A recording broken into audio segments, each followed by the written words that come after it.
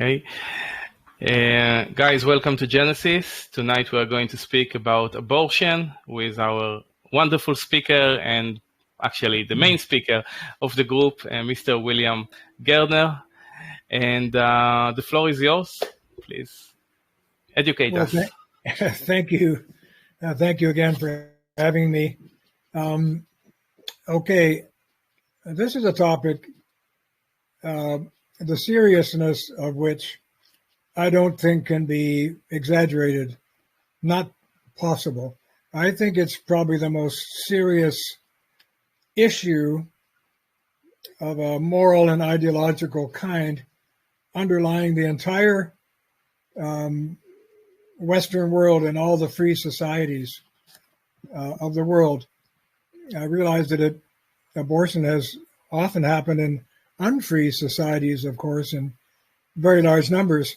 But I say it's the most important ideological issue because in free societies, it's been freely chosen, brought out in the open, and supported as an ideological foundation of the Western democratic liberty. And the first part of this talk, I'm going to deal with the pros and cons of that part of the discussion. And in the last part of this talk, I'm going to read to you and discuss some very disturbing facts about the abortion regimes in which we're all now engaged, which I draw from my book, The War Against the Family. Anybody who wants the more ideologically oriented discussion can go to The Great Divide. I have a whole chapter 16 on that, from which I'm going to draw today. And if you want the grisly stuff, including the methodology by means of which countries like Canada and the USA, excuse me, and certain European nations wiggled their way into justifying the killing of unborn children in the womb, you will find it in The War Against the Family. And I can only say you better be sitting down if you read that stuff. It will bring tears to your eyes. So here, let me start from the section in The Great Divide. About 35 years ago, during a lunch meeting, the political writer David Frum's actually a Canadian, but he's been living and working in the United States for decades now.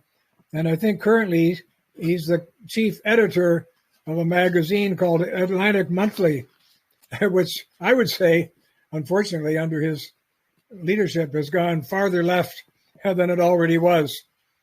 And anyway, David's a nice guy, and we were having lunch together, and he asked me, what do you think the single most defining moral issue of the future will be? And without hesitation, I said, abortion. And I gave as my reasoning that the architects of our formerly liberal, but now very egalitarian democracies had not yet come to confession. They have not yet fessed up that the mass killing of millions of unborn children in the free world is the price they were willing to pay for ideological purity.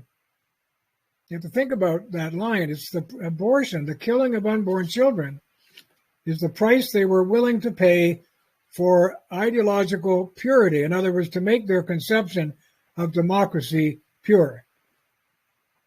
Which is to say that the abortion right is the final political outcome, solution, and nexus of a centuries-long encounter between liberal democracy in its present mutated form and conservatism.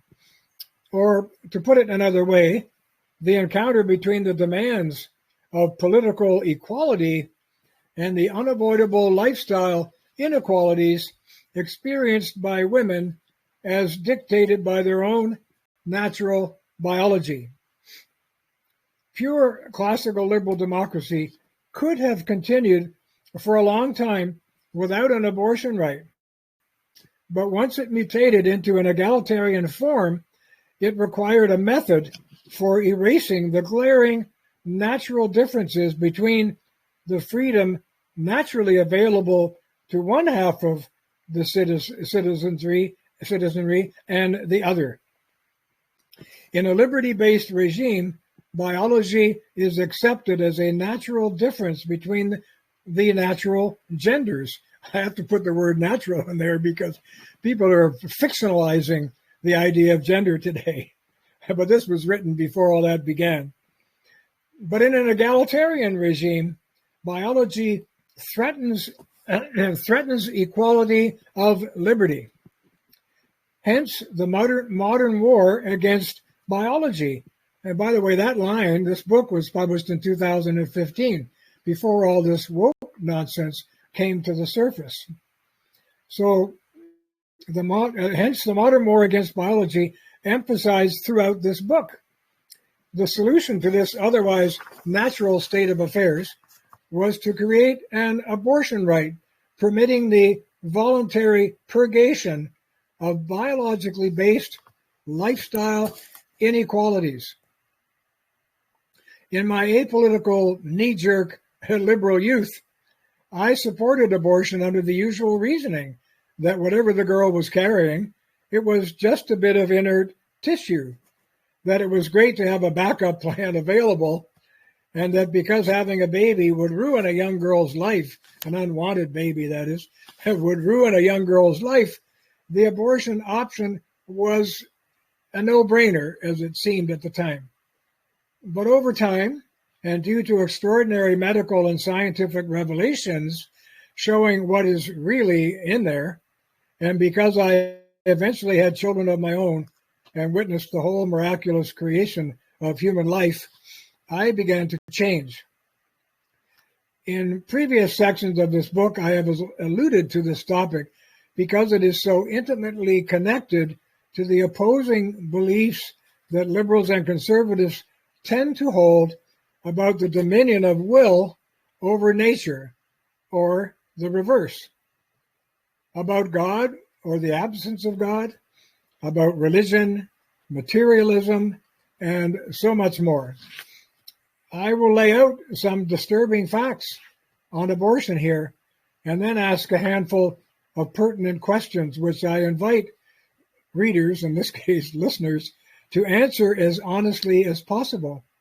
And then I ask them to reflect on the linkage explored here between the abortion right, democratic ideology, and the standard legal technique for converting human beings into material things or property, because it's this alone that has made human slavery possible throughout history, whether inside or outside the womb. Again, not all liberals support abortion, and not all conservatives are against it, and many are in the middle and on the fence. But in broad brush terms, most liberals are pro-abortion, modern liberals that is, and most true conservatives are anti-abortion. Again, I specify the word true conservatives because so-called fiscal conservatives are seldom true conservatives. They are more like libertarians who usually support choice in all things, including abortion. Note also that I did not use the favored liberal freedom term pro-choice. And that is simply because everything we do or decline to do requires a choice. We choose to abort or not to abort. So choice must be rejected as a meaningful term. Instead, let's cut to the chase. Today, there is such angry polarization between liberals and conservatives on the question of abortion that consensus is considered impossible. And if the citizens of the modern democracies share anything, it is a sense of relief that this and many other morally difficult matters are routinely decided by the edicts of courts. Don't bother me and my conscience is the underlying feeling. And the activities of those courts seem aimed at efficiently deflecting genuine public debate. It's another topic, but I believe that the tendency for elected representatives in democratic legislatures to avoid lacerating debate over difficult moral issues by pushing them upstairs for a decision by unelected judges is a form of moral and political cowardice that has contributed to the infantilization of ostensibly democratic populations and is directly linked to the decline of classical liberal democracy in our time.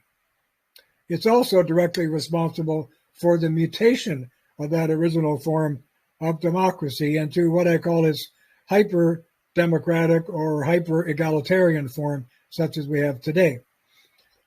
And that is why we need to ask, what happened?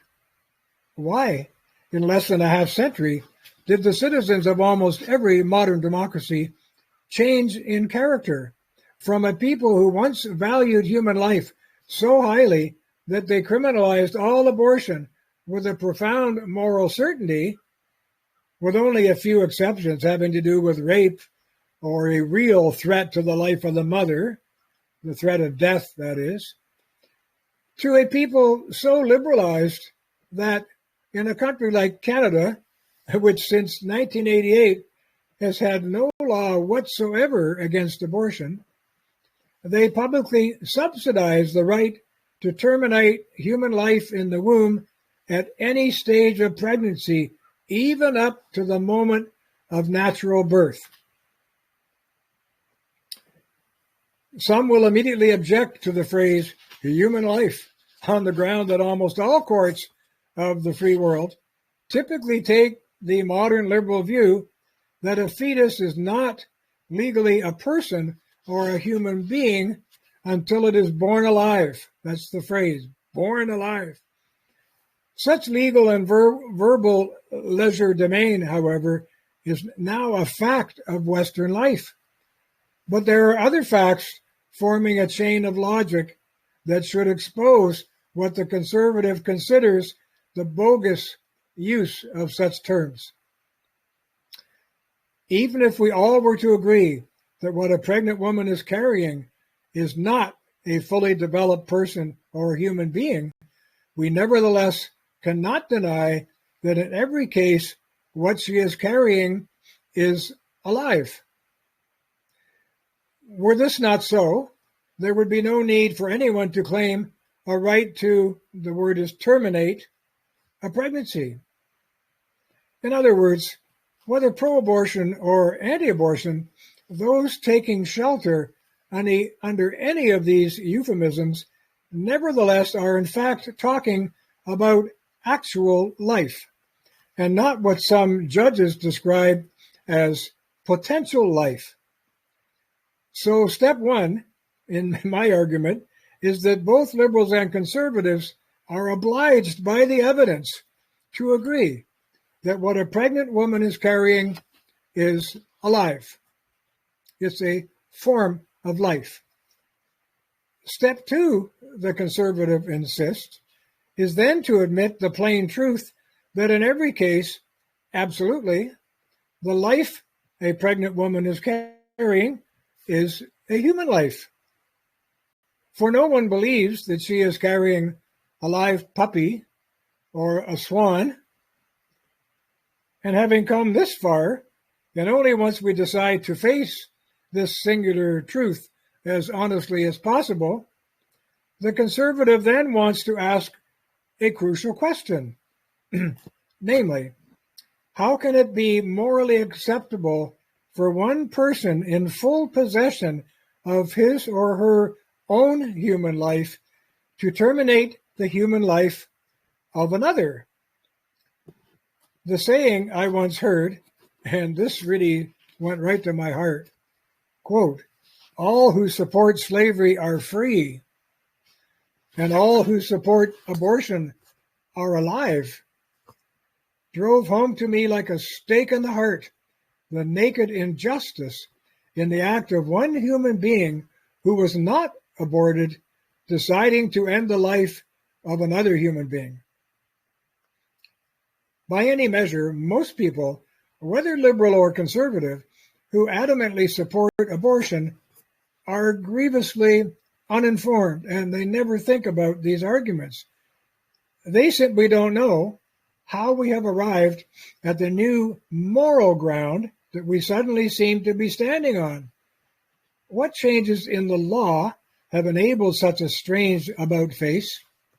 And finally, what the current practices of abortion are that this shift in morality and law have made possible. The answers explored here are each followed by a plain question. Here's a section now called How We Got This Way, the change in our moral thinking. Until about the middle of the 19th century, most philosophers and religious and political leaders in the Western world accepted as obvious the idea that we live and ought to live under common moral understandings, which is to say, as explained elsewhere in this book, moral standards until very recently were considered communal and public by their very nature.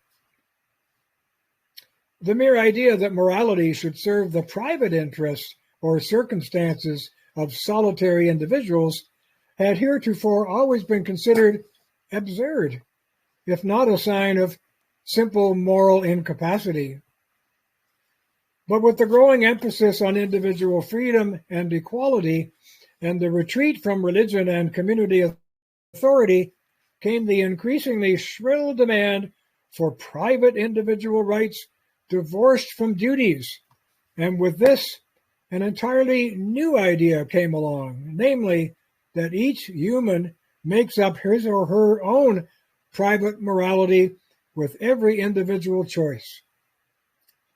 This, in turn, shined a light on private individual will as the key determinant of moral authenticity, as it slowly became a substitute for public moral understandings. Elsewhere in this book, I have pointed to John Stuart Mill's so-called harm principle as the most notorious formulation of that process of substitution, whereby community moral standards in so many Western nations have been elbowed aside in favor of individual rights and freedoms. Now I want to talk about the flimsy legal right. Canada, for example, has had the most liberalized abortion regime in the history of the world since 1988, when unfettered abortion at any stage of pregnancy up to the moment of natural birth, as I have said, became possible. In that year, a law placing certain strict conditions on abortion was struck down as unconstitutional because, guess why? Because abortion services were not equally available everywhere in the country. In other words, inequality was being cited as a reason to get rid of our law against abortion. A law made by the people that declared unlimited abortion a crime was therefore struck down because the crime was not equally available to all women. The result is that Canadian law to this day does not say that abortion is right or wrong. It actually says nothing at all, even though no poll in that putative democracy has ever shown that a majority of Canadians accept unlimited abortion on demand. We have no polls in our country which have ever said that. And we also find that once you start telling people that there are all sorts of abortions that take place in the second and even the third trimester, they immediately become more conservative and start restricting the extent to which they accept abortion of any kind, which is interesting in itself. As in so many other democracies, however, the conjuring began the moment liberal intellectuals and judges decided, mostly for radical feminist reasons, having to do with the growing demand for gender equality and moral autonomy, that a woman ought to have a right to choose abortion. However, This was a right that could only be exercised by first invoking a well-known and frequently used legal technique for reducing a specific class of human beings, in this case unborn human beings, to the status of property, or that of an offensive animal, or of a disease. This political, legal, and psychological technique has been widely used in human history in many ancient societies, certainly by the Germans and the Soviets during the Second World War. So I say especially in totalitarian regimes and dictatorships. In fact, it was first used as a technique for reducing human beings to the nature of a material thing during the French Revolution, at which time almost everything we saw in the atrocities of the Second World War was practiced by the French revolutionaries against their own citizens. So this political, legal, and psychological technique, as I say, has been widely used in human history, especially in totalitarian regimes and dictatorships. Whenever states, politicians, or courts seek to justify the incarceration, enslavement, or slaughter of an enemy, especially, get this, of people they called internal enemies, people who opposed the dominant ideology of the government, were described as internal enemies and reduced to a condition of ideological slavery so that their lives could be manipulated and easily terminated. It is important to make the conservative case that this subversive legal technique has been exactly duplicated by all Western liberal democracies in a sinister parallel that is far more than an analogy and that can be summed up in the following statement. And I couldn't be feeling more strongly about these points. And I'm sorry to say I seem to be one of the very few who is stressing them, but I hope that someday human populations will come to recognize the truth of what I am saying here. So, what did I say? In the sinister parallel that is far more than an analogy and can be summed up in the following statement. Here we go. There is no difference between a declaration of non-personhood that creates, objectifies, and makes, here's the key thing, makes invisible to its perpetrators a class of born alive slaves such as have existed in all regimes of chattel slavery, and a declaration of non-personhood that creates, objectifies, and makes invisible to its perpetrators a class of alive but unborn slaves, such as exist in the wombs of pregnant women in almost all liberal democratic regimes. Some regimes have banned abortion, then brought it back, and then banned it again. Not sure exactly which they are, maybe Ireland for a while, maybe Poland, but all the other Western democracies have active abortion regimes which rely for their ideological defense and success, so to speak, on this slave-making capacity of political ideology. If this logical and factual parallel holds, as I think it does, it points to the shocking conclusion that almost all the major democracies of the Western world have become slave regimes of a new kind. And this has been made possible only by the sanctification of individual will as their primary and, in fact, their only moral foundation. It's very interesting. My wife and I just had lunch today with a wonderful friend I've known for 50 years, a young athlete I met years ago when I was training for the Olympic Games. And he and his wife came for lunch. And he's a black man. He and his wife are both blacks. He came from Jamaica, lives in Canada, lovely guy, lovely people. But I can't get it through his head that he, above all, should deplore human slavery, in which black people were defined as non-human beings. I asked him, so what do you think of the fact that we're now defining unborn human beings as non-human beings? Wouldn't you say that's a form of slavery? And I get a kind of silence in response. In other words, we aren't there yet as a people where we can actually see the truth of what I'm arguing here. And I remember that lovely song, we all know it, I once was blind, but now I see, the song called Amazing Grace. It's true, I once was blind, but now I see. And once you see, you can't not see the truth of these statements. Now, a physician friend throws this technique of pure will into stark relief by asking why, on one side of a 1-inch thick hospital wall, physicians are spending millions of dollars on high-tech machinery and surgical skill to save and preserve the life, yes, the life of a 3-pound premature baby. While on the other side of the wall, which is only like an inch thick, other physicians are about to throw an aborted baby of exactly the same weight and gestation into the garbage.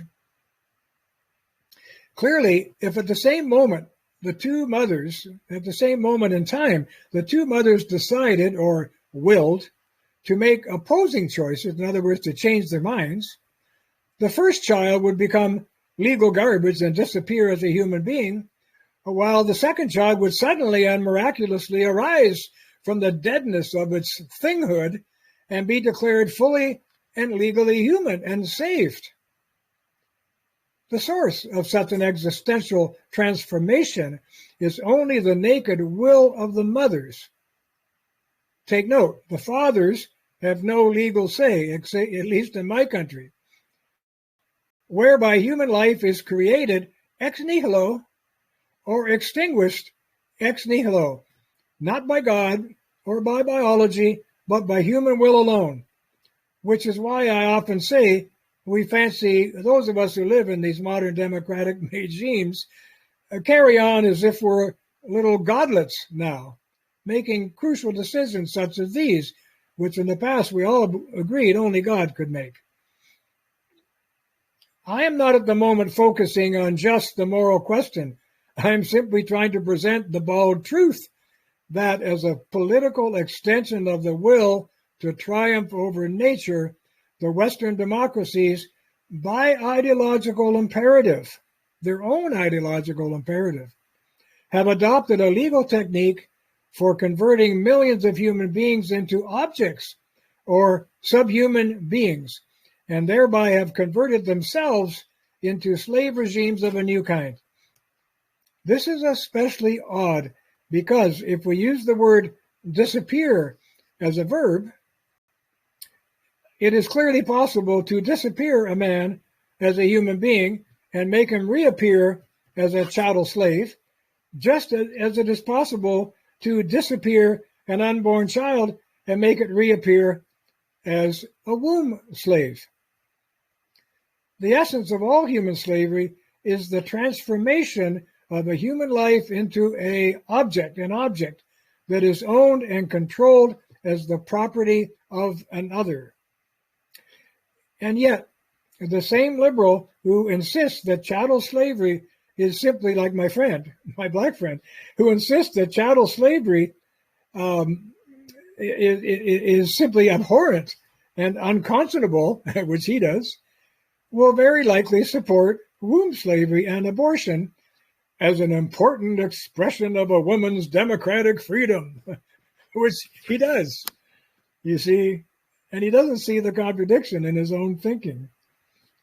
Conservatives like me, who reveal this parallel to their liberal friends like him, will be astonished at the unwillingness of abortion sympathizers to see and condemn this form of slavery. It has been rendered invisible to them by their own will. Again, I once was blind, but now I see. The reasoning produced for striking down Canada's abortion law and granting a pregnant woman and her alone a right to decide the life or death of her unborn child was that if any woman who did not want her child did not have equal access to abortion, then this is the word they used, the security of the mother's person, which now means not just her physical, but also her psychological health as a freely choosing individual, has been put at risk. Note the irony, put at risk by her own will. She was then said to be justified in protecting herself from this insecurity threat by demanding the almost always tax-funded professional removal of the offending object or enemy from her womb. The same sort of legal and verbal legerdemain was used in the United States, where the justifying ground for this practice was not security, but the mother's right to, guess what? To privacy. If the life within the womb is unwanted by its own mother, it is considered a kind of enemy object, occupying the property of the mother's womb without her consent. An illegal trespasser that, notice the word that and not who, has invaded her privacy. Here again we have an echo of the originating narrative of modern democracy, namely that citizens should not be controlled by laws that do not have their consent.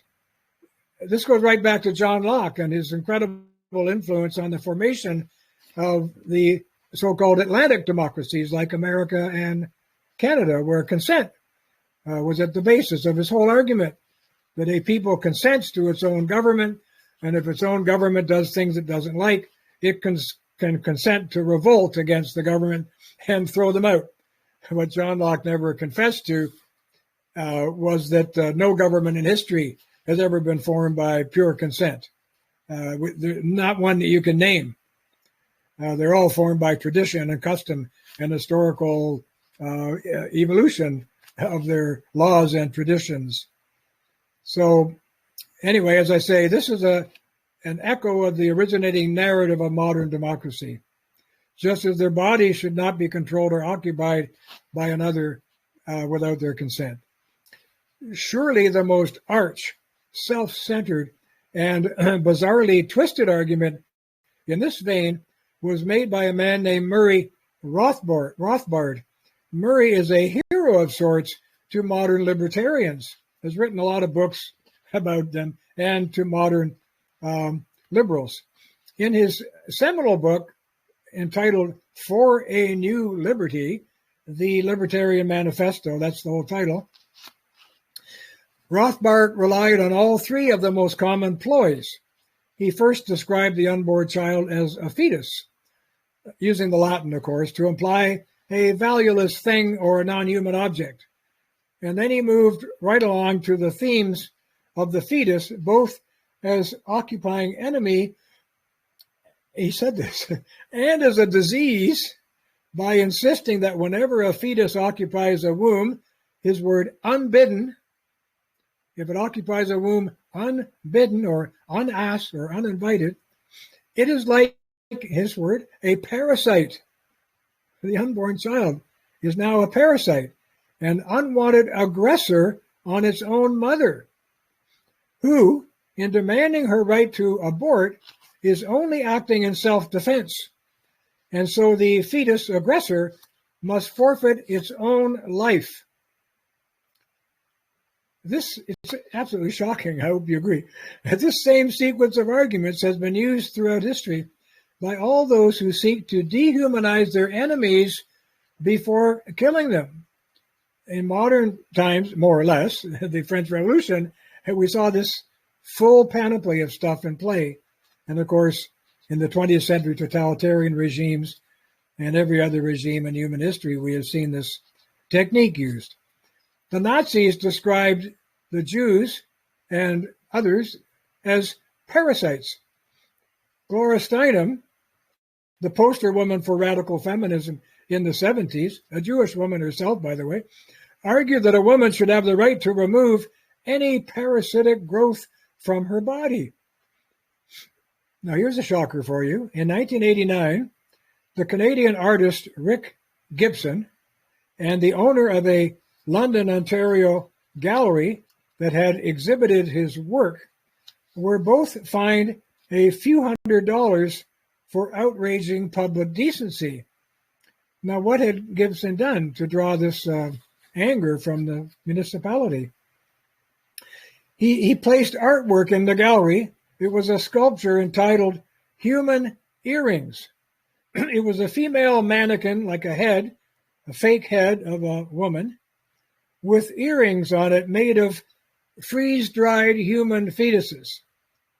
He actually was able to get his hands on actual unborn children about that size, about the size of a 50-cent piece. And he freeze-dried them and made earrings out of them. To the conservative, however, the arguments that the unborn child is an unbidden enemy in its mother's womb cannot be dignified by the name of reasoning. The most telling retort is that we might as well give a starving man money and then call him an aggressor against our property and murder him to get it back.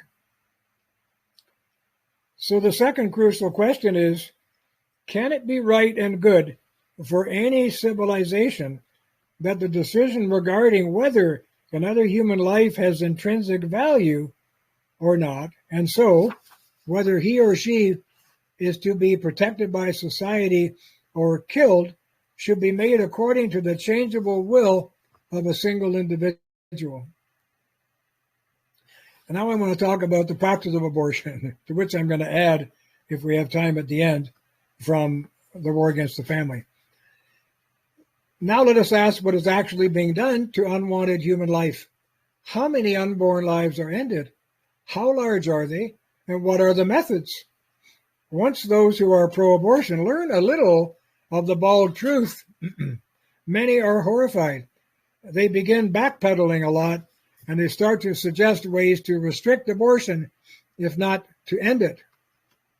This grisly aspect will only be touched upon here. As I say, I'll touch upon it deeply if we have time.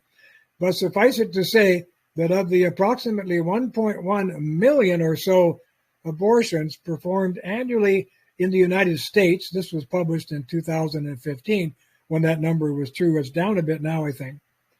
It's down from a peak even then of 1.4 million in 1990.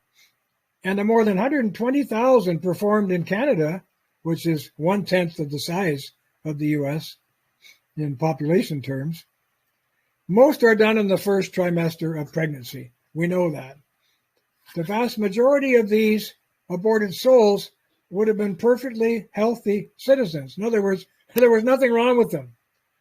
The routine methods of abortion at this stage involve things like vacuum aspiration, or, if later than 12 weeks, injection with a saline solution that burns and kills these babies, scraping the womb, and so on.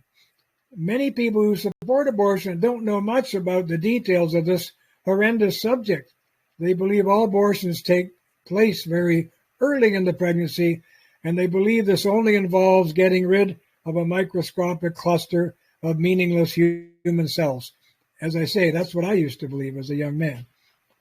But many people, and even many countries and American states, are changing their minds because the debate surrounding abortion has been altering rapidly, not, as we often think, due to religious or moral objections or to the opinions of conservatives, which we've always had, but because of neonatal science, neurology, DNA studies, cell biology, CAT scanning, surgery on infants in the womb, and so on. We know that a human heart starts beating at around 21 days because we can now see it and hear it, which we never used to be able to do.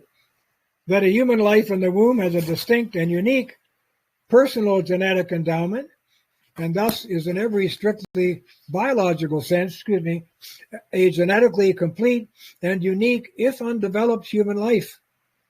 And that studies with tiny digital cameras clearly show terrified second and third trimester babies trying desperately to escape the vacuum tube or other device inserted into their mother's wombs to suck away their lives or tear off their limbs.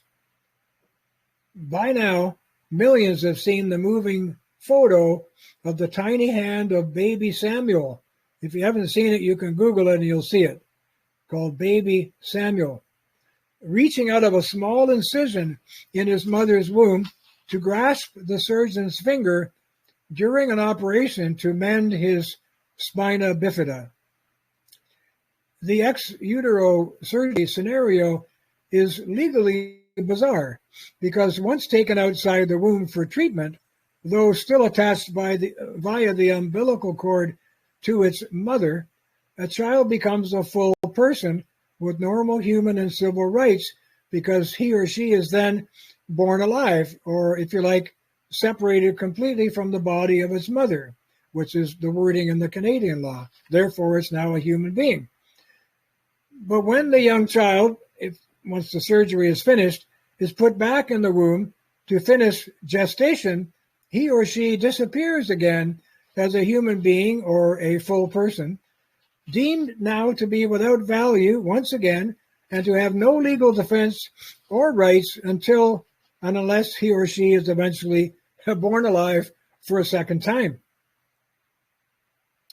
These are simply the facts. And by the way, in jurisdictions like mine, in Canada, it's not true they have entirely no rights. They're basically dead as far as the civil law, criminal law is concerned. But they do have certain civil rights. For example, if an unborn child in my country is damaged by the drug addictions of its own mother, the child becomes a young human being. He can sue his own mother for damaging him while in the womb, even though he's considered a human being for that purpose. He's not considered a human being under the criminal law, or if she wants to avoid. In other words, she can kill him, but if she doesn't, he can sue her. So she thinks it's better off to kill him. Now, these are simply facts, and the distressing reality is that of the total of all abortions in the United States and Canada, about 10%, or well over 100,000 every year, take place in the second trimester. At this point, many unborn babies are about 12 inches long and weigh up to a couple of pounds. At this 5 or 6 month stage of development, when the human life to be determined looks in every way like a small human being, there are often so-called evacuation problems. And so the most efficient and safe way, quote unquote safe way, to get a sizable baby, that means safe to the mother, safe to get a sizable baby out of an unripe womb is in pieces by ripping off its arms and legs and crushing its head with forceps for easy extraction, after which extracted body parts are counted and thrown into a garbage pail.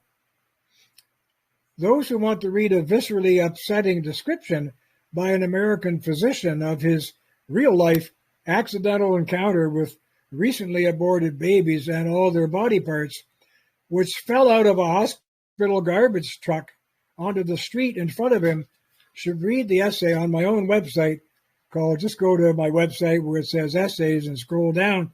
It's called The Street of the Dead Fetuses. Those who don't believe these grisly facts can search online for abortion photos to see shocking pictures of babies acid burned to death or torn apart in the way that I'm describing. It's going to make you feel sick. And there's more. Some 32 U.S. states have banned third trimester abortions because unborn children at this stage are very large, about 20 inches and between 6 and 8 pounds. As mentioned, Canada has no law whatsoever against late-term abortions, and it is true that even where they are allowed, or more precisely, not prohibited, most abortionists will refuse to perform them, but not all of them. And when women who want to get rid of their large second or third trimester babies do find a willing abortionist, there's an especially gruesome practice called partial birth abortion. It's formally called intact dilation and extraction, that I'm obliged to describe here briefly, because although it was successfully banned in 2003 by President George Bush, Liberal President Bill Clinton before him refused to ban it outright because he wanted to preserve the technique for mothers whose lives were endangered, which was a flimsy reason because there were microscopically small numbers of women whose lives were endangered. Ultra-liberal President Barack Obama, when a senator, refused to vote against it on several occasions. And one of his first acts as president was to reverse Bush's ban on the U.S. funding of abortions in other countries. This is an interesting kind of ideological ping pong, because the very first executive order that President Trump signed when he became president was the banning of U.S. funding of abortion services in foreign countries. So these presidents are doing ideological warfare with their executive orders every time they come into office. What was this conflict of presidential authority but an embodied instance of the moral war in the Great Divide?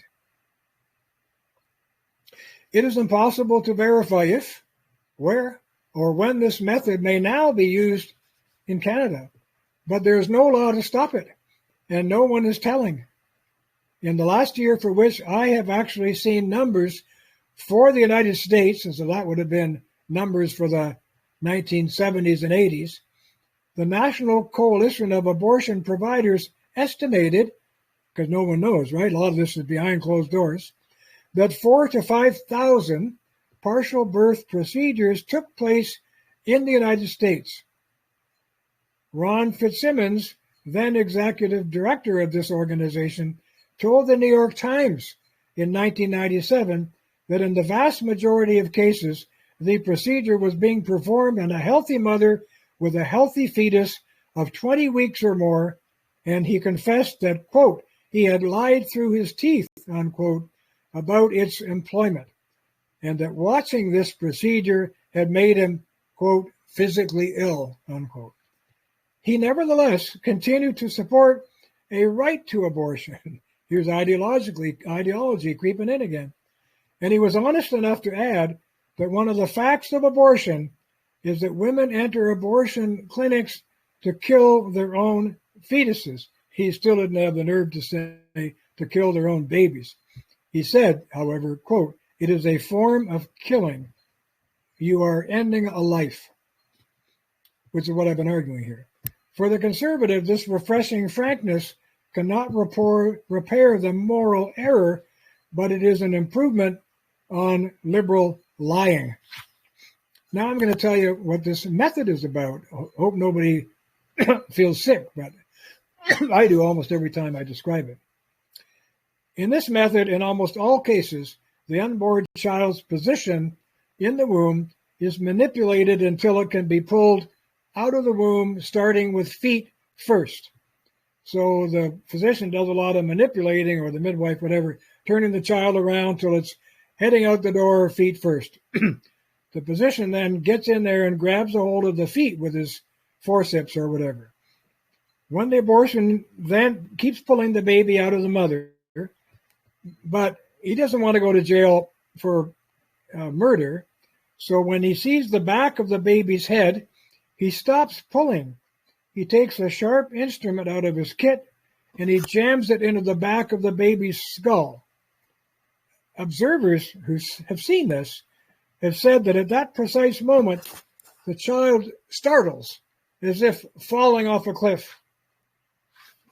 The abortionist then inserts a vacuum hose into the hole that he has made in the head and sucks out the brain so that he can collapse the skull. This makes extraction of the baby easier. An alternative method he uses is by cutting or so-called disarticulating the neck, which means the abortionist manually slices through or breaks the baby's neck prior to extraction. See, he wants the child to be dead before he pulls it out. If he pulls it out alive and it dies, he gets charged with murder. So the legal reason for the partial birth technique is to kill the baby before its entire body leaves the birth canal, when by law it would transform, again, it is a kind of magical transformation from a thing into a human being, and would expose the medical staff to charges of murder. Now, 32 U.S. states, as well as the Supreme Court in the U.S., have banned this procedure, although all include exceptions in the event of the life of the mother needs to be saved. In such cases, the Supreme Court specified that there must be an injection that kills the fetus first. So a natural and ultimate moral question that rears its head for the conservative is this: when not forbidden by the laws of the people, and especially when subsidized through the tax system, these acts necessarily implicate the entire nation morally. Accordingly, is it possible for any reasonable person to say that these killings are right and good, or that a country that sanctions them is right and good? And if they are evil, as they seem to be, is not a country that refuses to forbid them also evil? Now that brings to an end my treatment of this topic in my book, The Great Divide. And we have a few minutes left, so I'm going to turn now to some, just some sections of the War Against the Family, in which I have a chapter called The Invisible Holocaust, which is what we're going to use as a title for this video. That's a 50-page chapter. If you read it, you're going to see in detail the legal and moral arguments and historical arguments which brought the Western democracies to this situation, and you're going to see much more of the grisly details, which I'm going to give you a few right now. This is from a section of the chapter called "Getting Rid of the Evidence." I think it would be hard to read any of this or hear it and not ask yourself what kind of people we have become. All hospitals and clinics in Canada are governed by some sort of Human Tissues Act. And in a normal hospital setting, whatever is removed from the mother's womb is directed to a pathology laboratory for analysis to make sure the mother was indeed pregnant, the baby was actually aborted, and nothing was left inside the womb. In all mid or late-term abortions that we have seen, there are quite visible body parts that must be analyzed and accounted for. You know, here's one arm. Oh, here's another arm. Here's a leg. Here's a foot. Here's the head, etc. You know, counting the body parts. After that, the so-called, here's what they call them, believe it or not, the products of conception, quote unquote, in Canada are usually sent to hospital incinerators. In freestanding clinics outside hospitals in most other countries, however, unless disease is present or the physician wants to protect himself against liability, the pathology stage is deemed an unnecessary extra expense and it is skipped.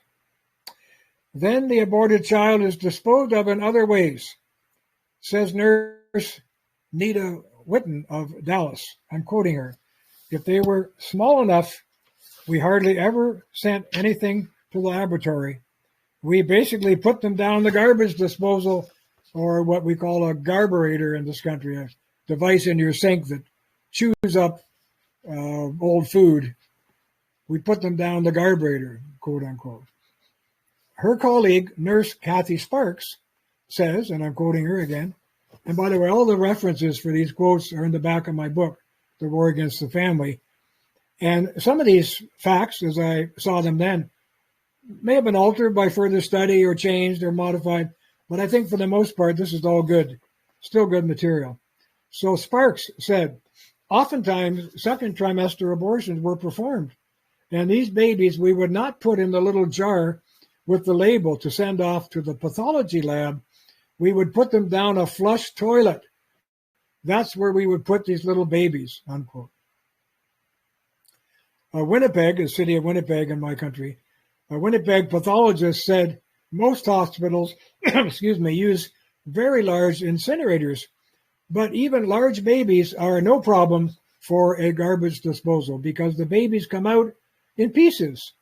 And a good machine that can chew up the likes of a pork chop can easily handle a baby. That's quote unquote from him.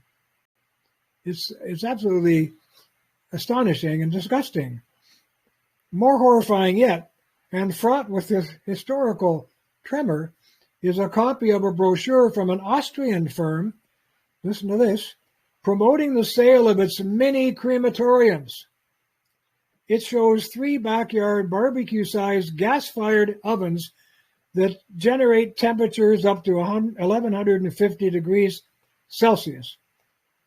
The banner over the photograph says, "If you want the highest efficiency," quote unquote. The underlying specifications state that these ovens, quote, have the capability to burn 1 or 2 baby corpses within 1 hour. Larger ovens can burn up to 3 kilograms of human material or 20 to 30 preborn babies, unquote. Notes are in the back of the book. You can look it up yourself. Here's a section called Fetal Harvesting and Designer Fetuses.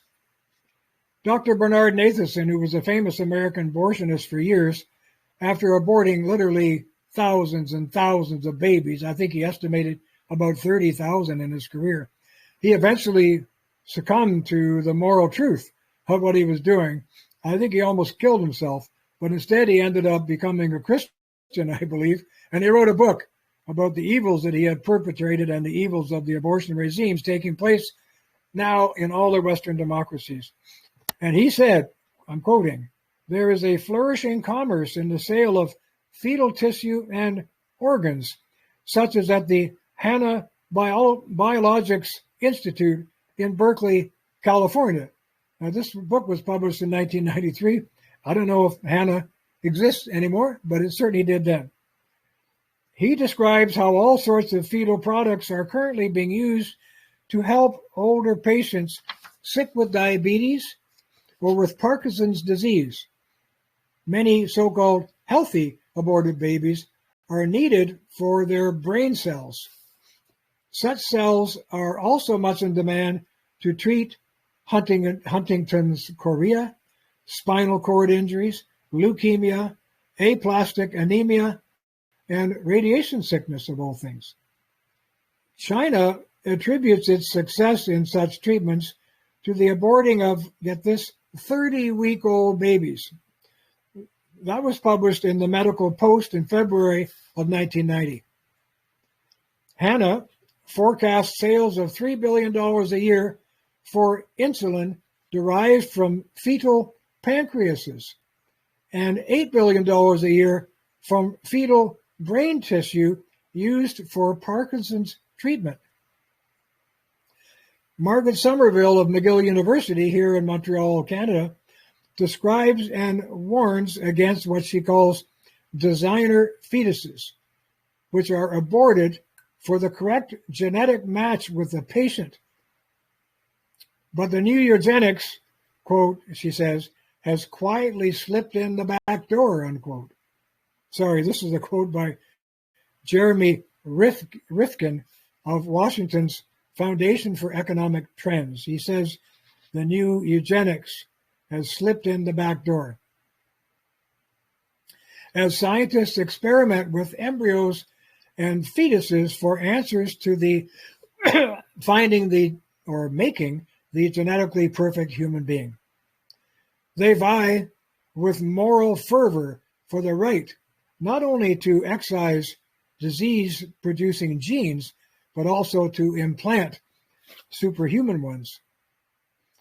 In 1973, Dr. Robert Schwartz, the chief of pediatrics at the Cleveland Metropolitan Hospital, traveled regularly to Finland for fetal research disallowed in the United States at that time. Dr. Schwartz says that after a fetus is delivered, listen to this, while it is still linked to its mother by the umbilical cord, he takes a blood sample. Then he severs the cord, and then as quickly as possible, he removes organs and tissues while the heart is still beating. In 1977, the U.S. Environmental Protection Agency approved a $300,000 project that used 100 aborted babies for testing the effects of pesticides on living tissue. That was reported in the Chicago Sun-Times on July 26, 1977. It seems a long time ago now, but it's not really. Research carried out at Canadian hospitals in the 1970s involved the dissection of 54 intentionally aborted babies from 10 to 20 weeks gestation for sex steroid research. At Stanford University, I'm going back now, even in the 1960s, Dr. Robert Goodwin, listen to this, he cut open the chest of live aborted babies to study their heart action. All of them died within 11 hours.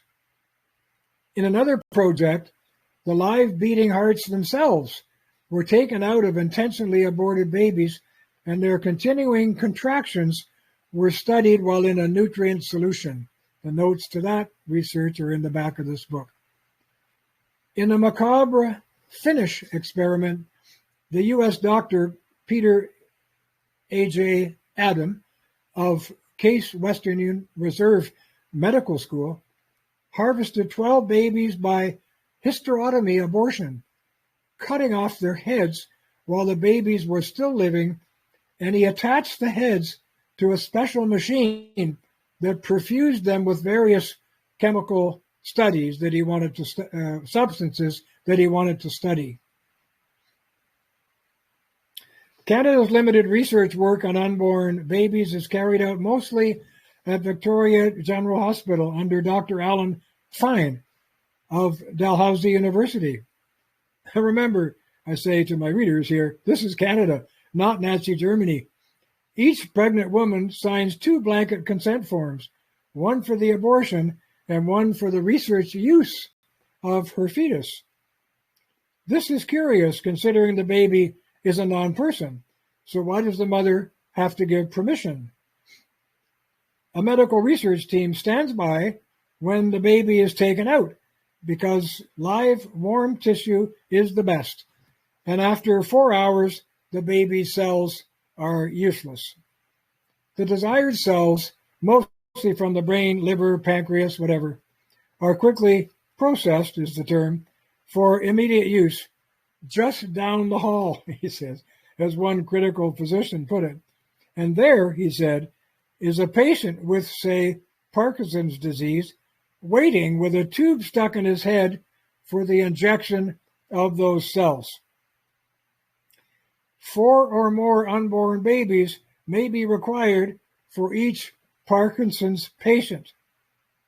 Dr. Fine ingenuously writes that moral problems might exist if such research were, he says, I'm quoting, the sole reason for the abortion. If that was the sole reason for the abortion, that could be a legal or a moral problem, he says. Or if the fetus were living.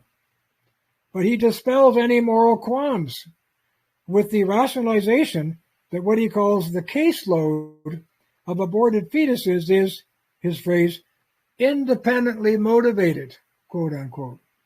In other words, as long as women choose, get the word, as long as they choose to provide him with their aborted babies, the morality is not his problem. Apparently the Swedes under Dr. Ole Lindvall of Lund University in Sweden have perfected a low-flow suction technique. It allows them during a normal abortion procedure, and carefully guided by ultrasound, mind you, to stop the abortion and suck the baby's head off for brain cell harvesting before tearing out the rest of the body. Vancouver columnist Trevor Lottens, who happens to be a friend, gets close to this issue when he writes of, quote, the great and terrible horror of abortion, unquote, and asks, quote, how close to Nazism can you get? How close to what the historian H.R. Trevor Roper once called, in another context, the posthumous triumph of Hitler from the grave, unquote? A great question. But Dr. Nathanson forecast widespread use of fetal bone marrow for marrow transplant, fetal skin for those who have been burned, corneas for the blind, livers for the so-called factor VIII used in hemophilia, and so on. And he says then, this is the man who did these thousands of abortions and now deeply regrets it. He says, don't you see what is going to happen? After they are through selling us fetal tissue for vital issues, for those who are diseased, they will then go on to sell us non-vital tissues.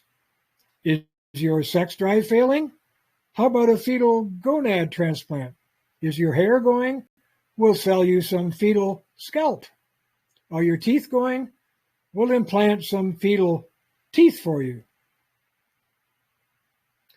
Robert J. Lifton, in his heartbreaking book, The Nazi Doctors, Medical Killing and the Psychology of Genocide, which is what we have now. This is a genocide, and it's taking place in all the Western democracies. And we're not talking whatever. We're talking millions upon millions of murdered, healthy human babies.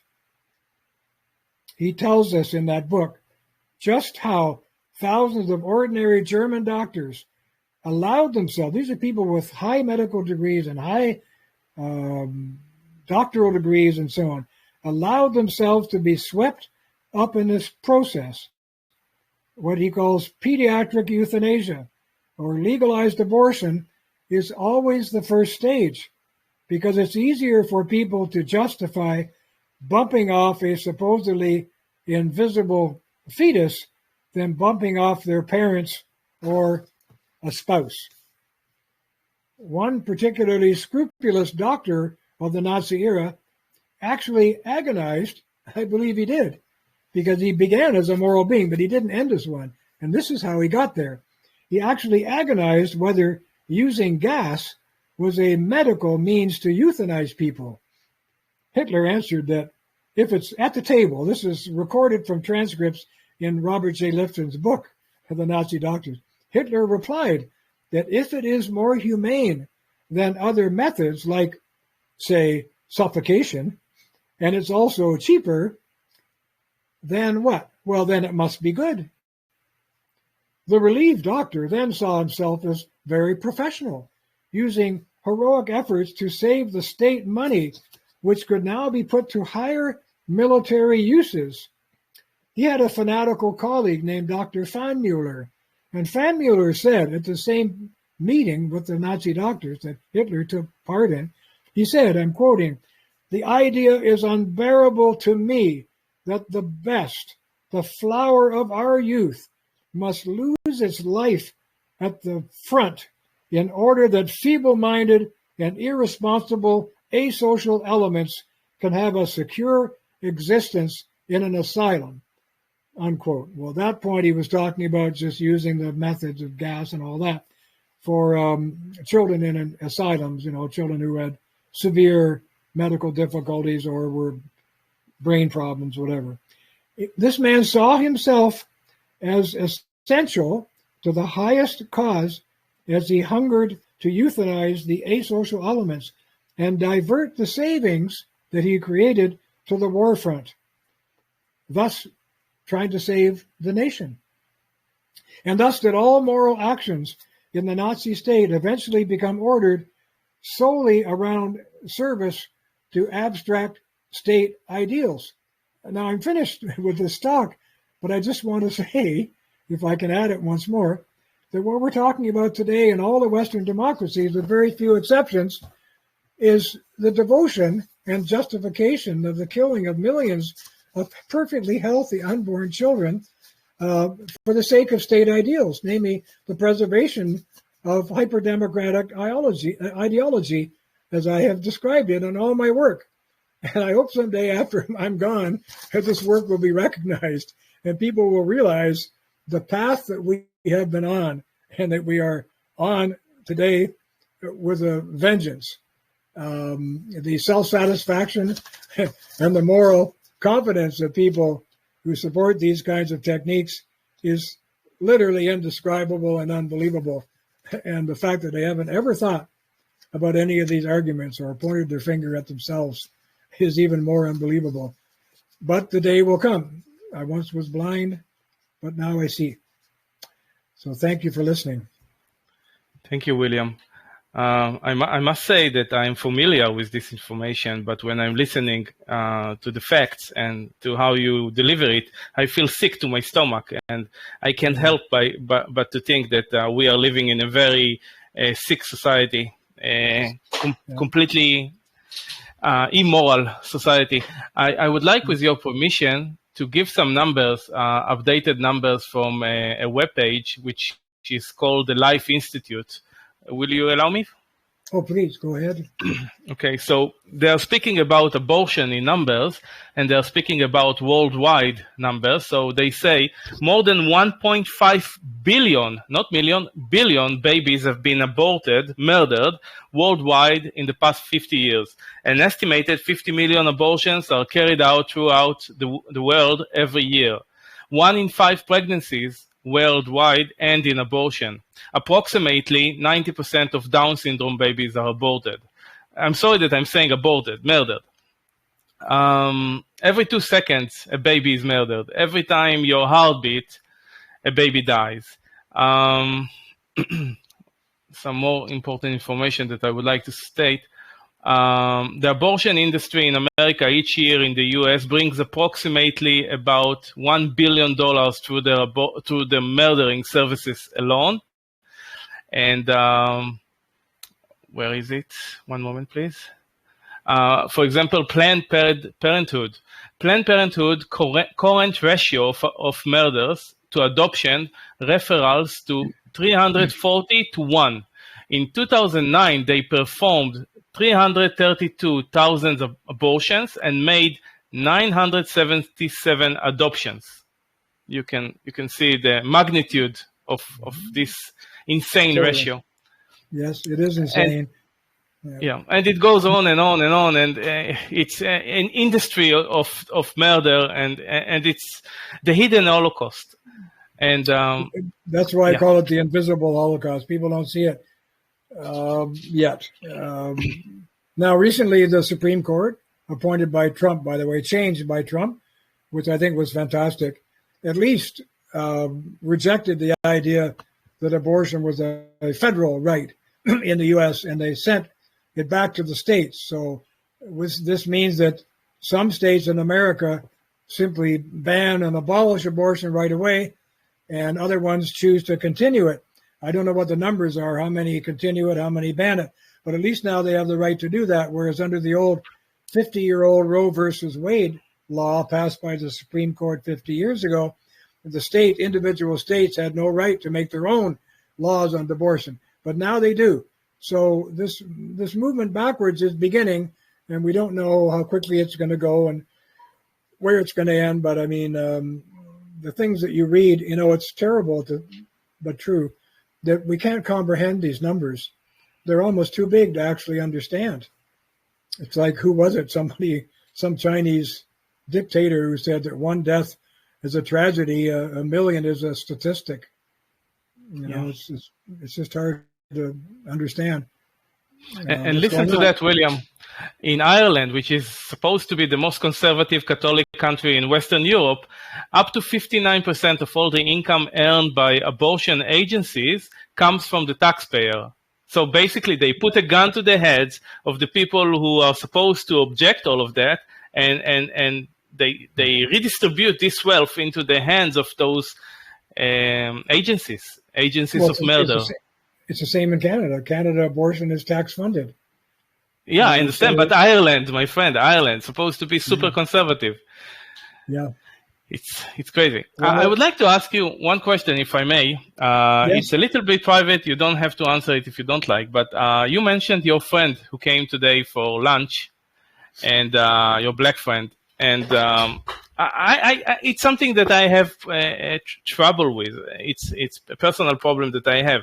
When I see that my so-called friends are immoral, okay, even though I'm trying to show them the truth and I'm trying to demonstrate it with facts and all the rest of it, and they are clinging to their beliefs and basically promoting, even passively, the continuation of all those things that we are seeing, which are part of this sickening society, I can't help but to say goodbye. I don't want to bring them to my table. I don't want to serve them. I don't want them to benefit from my time or attention. So how can you, sorry for not being polite, but how can you tolerate those liberal friends? Well, first of all, I'm much older than you. And I have discovered that sometimes shifting someone else's opinion, especially a moral opinion, which they have relied on for decades, it's like melting an iceberg. It takes a little time, but it begins to melt with your first words, your first discussions, and your first arguments. Whereas if you simply make it a war between you and you cut off the friendship or walk away, there's no melting. In fact, there's probably a refreezing of the iceberg, and it floats for a lot longer. I have no doubt that this young man, who's just a lovely human being and very sweet, he just doesn't see it yet. It's not that he is in favor of abortion. He's just not against it yet. He doesn't understand the difference. And he's much younger than me. I'm like a mentor to him. I met him as a young fatherless black man who came to Canada as an immigrant, and I trained him as a 400-meter hurdle runner, and he became Canadian champion. And the whole story, I sent him to university, got him his first job. And at 83, I'm not going to throw him overboard, so to speak. I do believe he's going to come around. It's just going to take a little patience and a little time. And when he does, he'll be a force. I really hope so. And yeah, you can send him here and we will straighten him up quickly for you. Good for you. Well, yeah. Listen, I'm impressed with your English again, by the way. I can't believe how articulate you are in English. I'm just as articulate in French, but no other languages, which I read a lot of other languages, but you speak a really fine English. You should be proud of yourself. Thank you very much for your compliments. And more importantly, thank you very much for the information and for being a beacon of truth in such problematic times. I would like to ask my friends, if you allow, if there is any kind of comment or question for you. Is it okay? Yes. Yeah. חברים, יש לכם איזושהי שאלה או התייחסות או סתם להגיד לו תודה? So, Mr. William, I would like to speak just to thank you about your time and for joining us today. I have a question for you. I would like to know what do you think about, let's take a case of a woman who was raped by someone, and I know she can pass the baby, but let's say that she claims that every day when the baby is still, within the lady, she says that it reminds her the case, and she's in a risk of committing suicide. So, what do you say about a case like that? I'm sorry. I'd like to stop myself. It's a bit hard to hear what you're saying, but were you asking about the question of rape? Yeah, but also she has issues every day when she sees she has a kind of trauma, but when she sees she's still in the process. And if she will stop the process, she won't have this problem. That's what she claims. I'm not sure I understand you, but I think my response would be that there are probably some situations like the life of the mother where abortion can be justified, I guess, on the moral grounds that a healthy life that's already in production and is looking after probably other children should be saved over the life of the child. Even that's a disaster. When it comes to rape, I guess the usual reply of the person who doesn't agree with abortion is that it wasn't the baby's fault. It's terrible that the mother was raped, but it wasn't the baby who should pay some kind of penalty of sacrificing his or her life because the mother was raped. So you need to separate those two things morally. We had a prime minister, the father of the current prime minister of Canada, Pierre Trudeau, and he was a very left liberal man who actually liberalized the so-called abortion law in Canada in his own time, and eventually they got thrown out completely after he left office. So we have no law now at all. But I think he was turning. You see, I was mentioning to Harry the melting of the iceberg. I think Trudeau was like an iceberg melting a little bit in this respect, because he bumped into some radical feminist women later in his career who argued for the abortion right. And he said, "What's your justification?" And the women said, "Choice. I should have the freedom to do what I want with my own body." And Trudeau looked at them, and I have this quote, and I admire what he said. He looked at them right in the eye, and he said, "But we're not talking about your body. We're talking about someone else's body." And of course, the feminists at that point were at an ideological crossroad. They couldn't cross the road and actually join the discussion because he cut them off at the pass by disarming them in terms of their own argument. They had no argument once he said that, because they couldn't deny that it was someone else's body inside them. And by the way, in my book, The War Against the Family, I encourage all of you, of course, go get it, try to find it, read it. And if you can't, I could actually send Harry the Word file on that whole chapter. It's a devastating chapter. It gives you all the details on how Planned Parenthood got into all this whole business. And I just read you little parts of the chapter. But where was I going with that? I can't remember now. But William, if I may, I would like to answer my friend.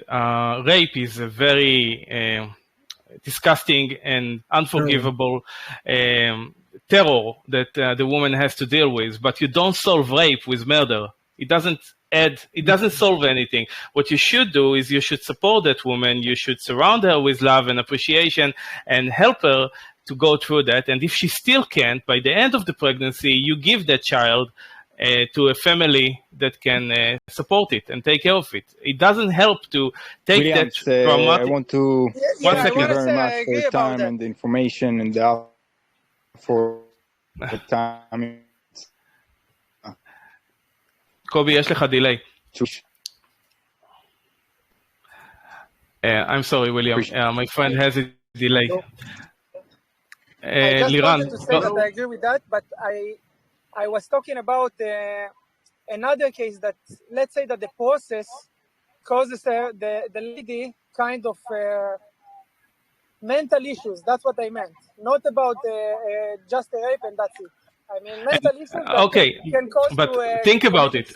Adam, one second. Think about it. By the end of that process, she has a newborn baby, and this life can be cherished. Imagine that she will come to the realization that after she gave birth, after she murdered the child, now she's not only dealing with rape, she also has to deal with the realization that she murdered her baby. It will double the trauma.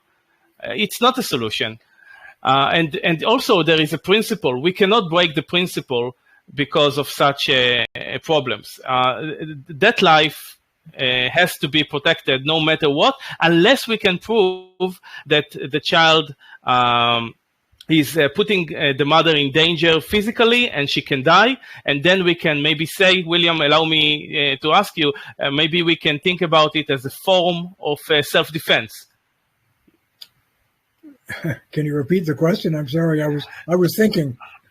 I'm saying that we have to protect the principle of recognizing that that life of the baby is separated from the mother. The mother doesn't have a choice anymore once she, had sexual intercourse or whatever. Now that baby exists. That life has to be protected.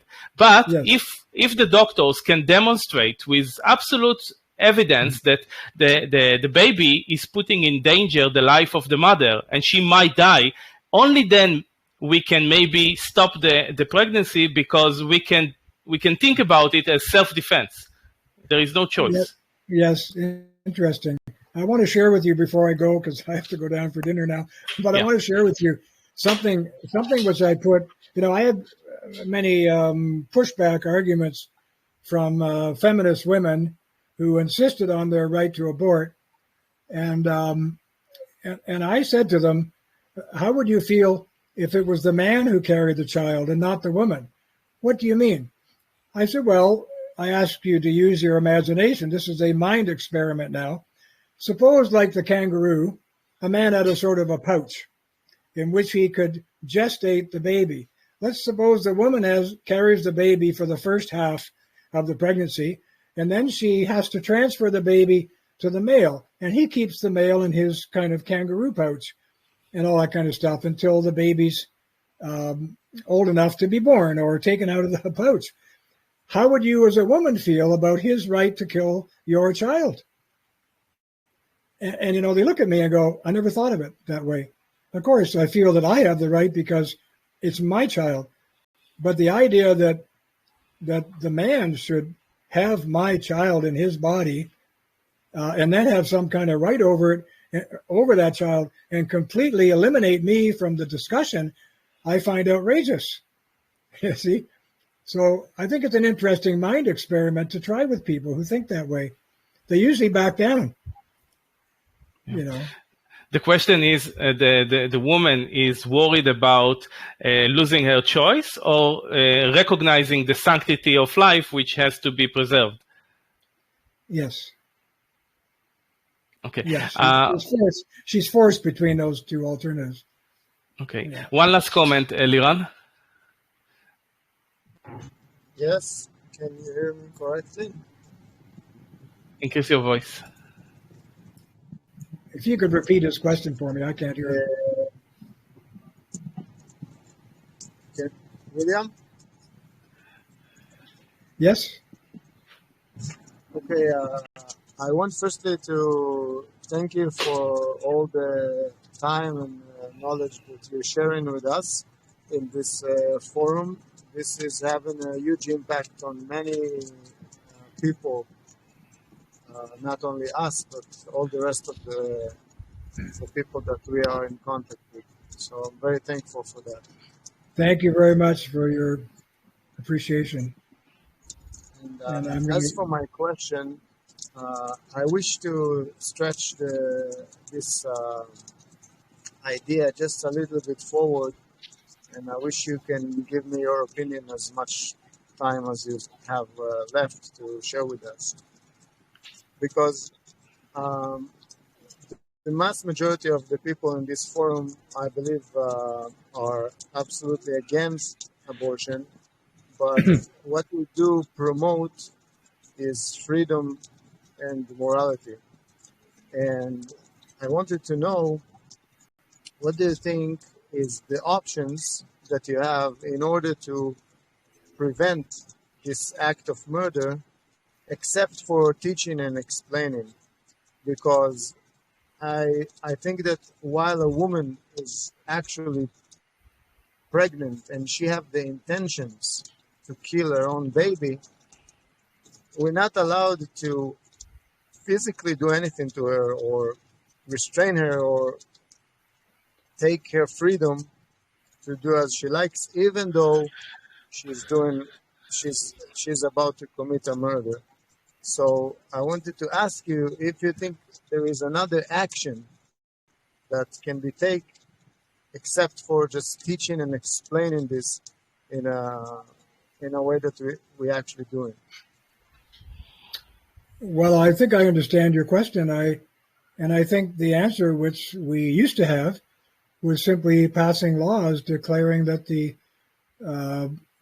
unborn child was a human being from conception until death.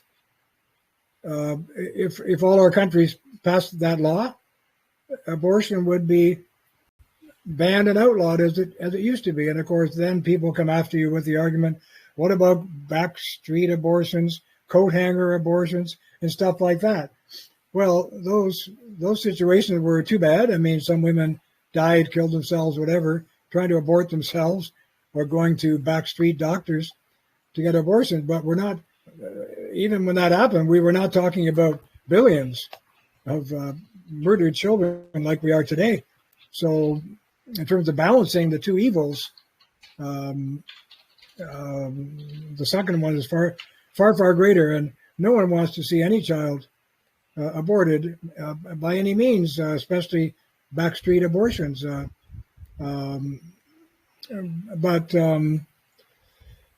I guess, evil cannot be prevented, but maybe we can prevent the scale of evil that we're talking about. That would be a huge step forward. Some people are very intolerant when it comes to that, and they'll say things like, well, you either have to ban the whole damn thing or nothing at all. And I've often reacted by saying, well, saving 100 children is better than saving none. Even if you can't save 1,000, you should do what you can and what's permitted in the circumstances and so on. These are profoundly interesting questions of moral value, which are certainly worth discussing and should be discussed a lot more than they are today. One of my big worries is that the modern democracies have taken many of these questions right off the moral and political table. In Canada, and you've probably heard me say this before, they were taken all off the table by kicking sensitive moral legislation upstairs to the courts. Now, I understand that in Israel, hope this doesn't get me in trouble, you've just had Netanyahu has just passed a law, Bibi as they call him, has just managed to have a law passed which basically gives your legislature the right to, what's the word I'm looking for, to nullify or ignore judgments of your Supreme Court which go against the law. Now, there are dangers on all sides of these questions, but Canada, for example, since 1982, has had such a provision in our own Constitution. It's called the Notwithstanding Clause, Section 33 of Canada's Constitution. Hasn't been used very much, maybe 3 times since 1982. I thought it would be used more. But the reason it's not is because it's not getting challenged, because people would know it would embarrass them to have it used against them, the courts, I mean. But at any rate, that section of our Constitution allows any of the 10 provinces of Canada to simply ignore a prohibition of the Supreme Court for 5 years. And at the end of the 5 years, they can renew it again if they want to. But what it's basically saying is that the will of the people is sovereign and not the will of unelected judges. And now some people, especially left liberals of an ideological nature, are going to say, but the judges are smarter than the elected officials. I know that our own Pierre Trudeau said that. He basically referred to his own parliamentarians, his words, as a bunch of nobodies. He had no respect for them because he grew out of the French tradition of code law, or what we call here charter law. His idea was, look, there's one best way to do everything. Why do we have each of the 10 provinces of Canada have a different solution to problem A and a different solution to problem B? There should only be one solution. In fact, he would even say there can only be one logical solution to any problem, and the job of the legislators is to find that one perfect solution. And now that's from the French tradition, which begins with Rousseau, his idea of the social contract, and especially the idea of the general will.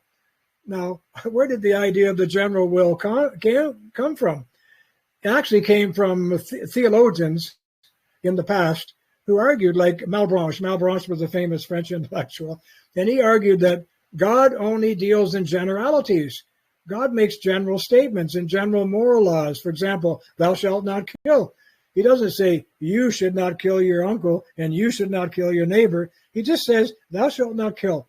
It's a general law, not what was called a particular law.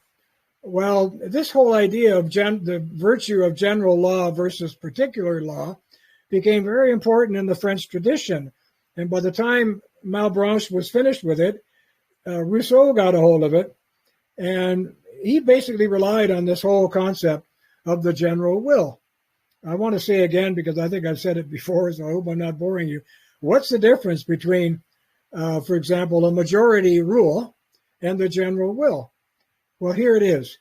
In a democracy like ours, for example, most democracies, a majority rule means that if you have 50% plus one vote, that's majority rule. And of course, it can go higher. It can go right to 100%.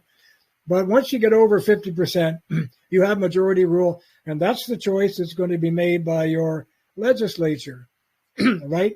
Where sovereignty of the people resides in the legislature and in the laws made by the people. The general will is a different idea. The general will is the idea, very abstract idea, that there can only be one right way to do something. It's got to be out there. There's only one right way to ski. You know what I mean? There's only one right way to grow potatoes. There's only one right way to run a country or a government. We know that right way, the best way, is out there somewhere. And just because you don't see it, because you're only paying attention to your particular desires and your particular will to have things your way instead of yielding to the general will and looking for the one best solution for all the people. It is out there somewhere. The question, of course, became, where is it? Well, for Rousseau, it was obvious in many situations, but for many situations, it wasn't. So he decided in his Social Contract, which is a very famous and disturbing book, beautifully written, unfortunately, because he was a great prose stylist and admired all over Europe for his fictions, like his novels and so on. But he was a great political writer too, although I think he was deeply wrong in the direction that he took all of Europe by insisting on the general will. And so, because the people often can't see the general will initially, we're going to have what he called a legislator, capital L, a legislator who will decide for the people what the general will is. And then he wrote in his little book, I'm not quoting, I'm just paraphrasing, everybody needs to choose the general will. And if you decide on your particular will over the general will, we have a right to execute you. You can be basically killed by the state for going against the general will of the people. You see how that's very different from the idea of an open and free nation in which majority rule is the only standard, not a general will. These things are in deep conflict, and it was Rousseau's idea which led to totalitarianism in the French Revolution and what they call the Terror, 1792, 1793, and so on, in which hundreds of thousands of French people were slaughtered, murdered, dissected, butchered. Their skin was used for lampshades and their gold pulled out of their teeth and sold. And just like in the Second World War, they were the first to do it. But anyway, the whole reason behind it was we're supporting the general will and you're not. Boom, boom, you're dead. So anyway, I don't know where I was going with that, except to say that in the West, the so-called sovereignty of the people is still the rule. And in the British tradition, which was the format for so many European nations, which kind of came to democracy after Britain. I mean, Britain was the freest nation in the world for like a long, long time before countries like France and Germany and others even became consolidated nations and admired the British way of doing. Montesquieu wrote his Spirit of the Laws about the British system of checks and balances and all that sort of thing. But the sovereignty of the people was considered the supreme law of the nation. Now, that is still the case in England, because England has no written constitution. It has a common law, which goes way back like 1,000 years and is incredibly powerful legal force in the country. And it has a legislature and a Senate, House of Commons and a House of Lords, as they call them, and so on. And of course, the Americans follow that, so do the Canadians, the three-part structure of a legislature, a Senate, and an executive, and a court, four-part structure. So, but the whole idea that ran through that was sovereignty of the people. Well, then what happened in Canada in 1982 was Trudeau, who was raised in the Rousseau French tradition, he simply couldn't stand the idea that, as I say, that each of our provinces, 10 provinces, have their own legislatures, and they're making laws about the same thing, a little different from each other. For example, one province would say, here are the rules about drinking alcohol in the province of Ontario, where I live. Quebec, which is mostly French Canadians, they like drinking more than we do. They would say, well, here are the rules about drinking alcohol in Quebec. They're a little bit different legislation, and it drove Trudeau nuts. You know, I'm not saying he ruled on drinking, although in a way he did, because he banned the cross-border transportation of alcohol and that kind of stuff. I think it was him. But at any rate, he couldn't stand the idea. He said, you English are crazy. He said, you change your laws as often as you change horses when you're traveling. The law changes everywhere you go in England, you know. And of course, in terms of the common law, that was true. But so what he did was, not single-handedly, because our own Supreme Court, as it then existed, forbade him from creating a Charter of Rights and Freedoms by himself, or else he would have done it. They forced him to cooperate with all 10 provinces, which he did, and eventually he got what he wanted in 1982. Queen came over and signed it and so on. So what that basically did was it transferred the supreme law of the nation, which was Parliament. Parliament was considered the supreme law. It transferred it to the court. And what it basically now says is that the Charter of Rights and Freedoms is the supreme law of Canada, subject only to this and that and so on, you know. But if that was a radical shift, to take the idea of supreme law from the mouth of the people for whom we vote and we feel represent us or should, and put it in the hands of judges who in Canada are appointed by who?